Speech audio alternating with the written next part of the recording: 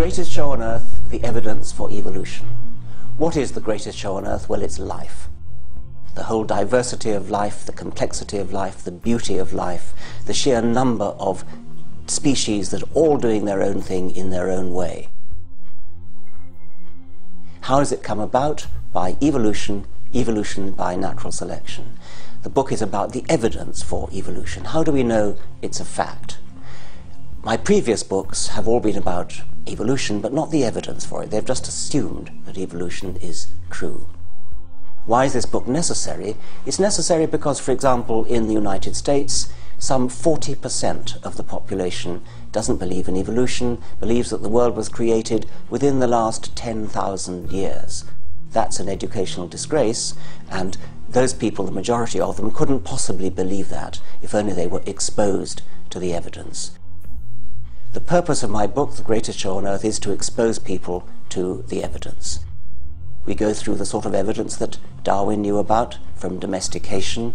Dogs and cabbages, pigs and cows have all been changed in huge ways in a very short time, maybe a couple of centuries, maybe a couple of millennia.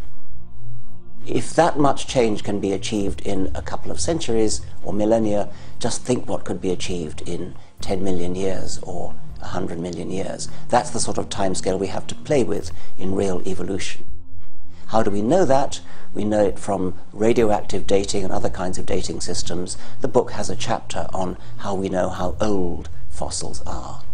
Fossils are not the most important evidence for evolution, although they are very persuasive. There's even more persuasive evidence from molecular comparisons of modern animals, from the geographical distribution of modern animals. The animals are just where you'd expect them to be if evolution had happened. Their relationships of the molecules, the genetic molecules in them, are exactly what you'd expect if evolution were true.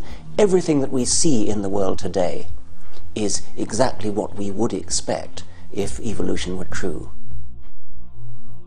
The book uses the metaphor of a detective coming on the scene of a crime after it's happened. He can't see the crime, but he knows from looking at all the clues that remain that so-and-so did it. It's like that with scientists and evolution. We can't see evolution happening because we don't live long enough.